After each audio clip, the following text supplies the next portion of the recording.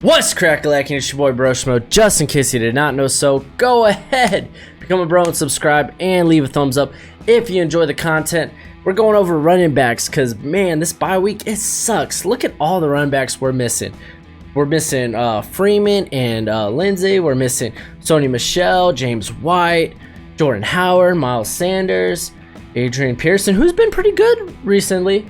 And then Carlos Hyde and Leonard Fournette, man, that's a big hit. So who do we start this week at running back? Well, let's go ahead. Let's take a gander. We're starting with a Thursday night game. That's right. We're going to Oakland. We're going to Oakland because they face the Chargers. And I got Austin Eckler and Melvin Gordon as starts. I got Josh Jacobs as a start. I think this is going to be a very good game for running backs. Gordon, with now Wisenhunt gone, it looks like he might get a little more of the bulk. He had 20 carries last week, so I think he is a safe running back 2 this week. And then Eckler should see a heavy use in the passing game. He's a good flex option. And then Jacobs, he hasn't scored under 10 points once this year. So Chargers are 22nd against opposing running backs. I like the matchup. I like it a lot. Oh, and then we got Detroit versus Chicago. Let's start with Montgomery, man. David Montgomery, I think is a good start. It's a juicy matchup. He scored over 20 points last 2 games in half PPR leagues. And in Detroit, they're 32nd against opposing running backs. That's finger licking good. Finger licking good. And the Detroit running, just set the Detroit running game. It may be a good matchup, but I don't know who to trust. I mean, we know Ty Johnson's gonna get a bulk of the work, but he probably won't do much with it. Honestly, was it McKissick? He has the reception upside, but still, good matchup. Can't trust it, though. Baltimore versus Cincinnati. Ingram, man, he's a start. This is probably going to be a run-heavy game because Baltimore, they're a run-heavy team, and they can run all over the Bengals. I wouldn't say Gus Edwards is a start here. He just doesn't get enough carries.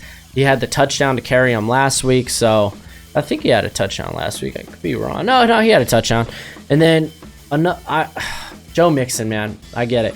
It's kind of frustrating being a Joe Mixon owner. I'd start him solely based on he's probably going to see a lot of volume, especially with the rookie quarterback there. It's not a good matchup, but he will get volume. And then Cleveland, Buffalo. Oh, jeez. So let's start with Chubb because Chubb, he's always a must start. The Buffalo, they're 21st against opposing run backs. They haven't been really good at stopping the run. I like Chubb in this matchup. Hunt, though, Hunt. Still don't know what his role would be in this offense. This is, I think, the first week he's eligible, so I'd hold back on Kareem Hunt. And Singletary and Gore, as I think they're both starts. Cleveland, they're 25th against opposing running backs. Gore, he typically gets the volume, but, I mean, Singletary's been just getting, his workload's been increasing there, so that's got me very excited. I think both these guys are fine starts this week. Not Cleveland. We got Kansas City versus Tennessee. Very interesting matchup. Damian Williams, I think, is a start. He's now the starter there. And you know what? Tennessee, they're so against running backs. They're right there in the middle of the pack. And then Henry, I think he's a must start this week because, I mean, Kansas City, they're 30th. But they do have Chris Jones back, but I think he's going to be more impact in the passing game rather than the actual rushing game. Sits McCoy, man, he lost his starting shot. Bye, Shady. Sorry, dude, can't be trusted. And then Deion Lewis, I know he scored decently last week. He had like 8 points in half PPR leagues. Don't trust the rare appearance of Deion Lewis because you're just going to be disappointed. And on to New Orleans, where we have Atlanta versus the Saints. Oh, man, depending if Kamara, whoever's healthy, honestly, you could probably start both Kamara and Murray. The Atlanta, like I said, they laid down for everybody and anybody. But, yeah, I think they're both safe. I'm a little hesitant about Murray, but he's not a bad flex play since so many running backs are on bye this week. And then I would actually sit Devontae Freeman. He just looks like a bad play. The Saints are second against opposing running backs. That defense has gotten better and better and better as the year has gone on. So, yeah, he's a tough start, man. I wouldn't do it. Then we got the Giants versus the Jets. The battle of New York. The battle of who is trash and who is less trash. Barkley, I know he had a rough week last week, but you got to start him. You're always starting Barkley. You invested that draft pick on him, so you're starting him. It sounds like Le'Veon Bell is out, but if he does play, I would play him. I think he would be a start because the Giants are 24th against opposing running backs. But if not, it looks like Powell will be the guy to get the work. So just kind of monitor that as the week goes. And we're going Arizona versus Tampa Bay in this shootout.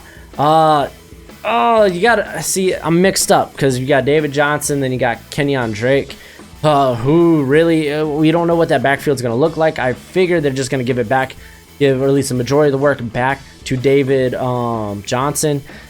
And it's kind of a tough matchup. Tampa Bay is pretty good at the run defending there. They're third actually against opposing running backs. But to be a running back in this offense, you can get it done through the air. They've used David Johnson that way, so I would start David Johnson, just kind of anticipating that he'll get majority of the snaps, and then I'd sit Kenyon Drake. I just kind of want to, with Drake, I would kind of want to wait and see what the workload might look like. Ronald Jones, though, I think he's a start. The Cardinals, they're ranked 15. They're ranked 15. They're 15th against opposing running backs. And dude, he's getting the workload now, and he will lose red zone carries to was it? Oh my gosh, I don't know how to say that name. My boy Dare there, but he won't get you much as far as touchdowns, but he's getting work. He's getting volume. So flex play, man. You gotta like volume. They're getting an opportunity. Peyton Barber is kind of irrelevant at this point. And then we go to Miami versus Indianapolis. Ooh, Marlon Mack, man, he's a start. Dolphins are 29th. He's been steady all year. He's a good start. I would sit Kalen Ballage, though. Ooh, Indianapolis are 9th against opposing running back, so not a great matchup. But it's like, you think Ballage might get the workload, right? And he was on my waiver wire pickups. But it looks like he might actually split the workload with was it Layard? But there are, like, I saw some reports out of Miami talking about that they might actually utilize Myles Gaskin, the rookie out of, I think he was out of Washington. So he might get a huge bump. So it's just that backfield's so murky that I won't want to play with it. So yeah, sick Kalen Ballage. And then you got Carolina versus Green Bay. Guess what? Who are you starting? CMC, man. Christian McCaffrey, dude. He's a good start.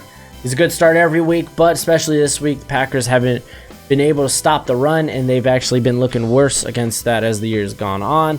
Aaron Jones, Jamal Williams. You got to start both. You don't know which one's really going to hit. But, I mean, the Panthers, they're 26 against opposing running backs. And Jamal Williams, over the last 4 games, has averaged 16 points in half PPR leagues. So, I don't know. You can't bench him. Can't bench him. So, I would say both those guys are starts. Let's go to the Rams versus the Steelers. Before I go on to my hot take, Connor and Samuels, I think, are both starts. Monitor Connor. If he doesn't play, then Samuels definitely, and then you might want to say Trey Emmons, but even that I'm kind of like real back. But Jalen Samuels is definitely a start. The Rams, that's their biggest weakness. They get exploited in the run game. So I like both those guys if James Conner is healthy. And then hot take, I'm going to sit Todd Gurley. Gurley at best, I think right now would be a flex position. This is an incredibly tough matchup. Steelers, they're 8th against opposing running backs, and Gurley's not seeing the upside in the pass game. It's just really tough to start Gurley. If you're a Gurley owner, you know what I'm kind of talking about. He's been a running back 2, borderline running back 2, running back 3. If you need him in the flex, then that's fine. I'd start him there, but yeah, hot take. It's just an opinion. And we're going to Dallas, Minnesota, Sunday night game. Zeke and Dalvin Cook, you got to start these guys. I know Cook has a tough matchup because the Dallas, they're 11th against opposing running backs, but he's so utilized in the pass game that he'll be fine. And then Zeke is Zeke. Monday Night Football, Seattle versus the Niners. Ugh. This one's rough, dude. Carson, Chris Carson, you have to start him. He's been playing very, very well, minus the fumbles. And he will have the workload. I know it's a tough matchup, but hey, man, Kenyon Drake proved you can do it, so go for it. And then I think you're gonna end up starting Tevin Coleman and Matt Breida. But it's a tough matchup. Seattle, they're 12th against opposing running backs.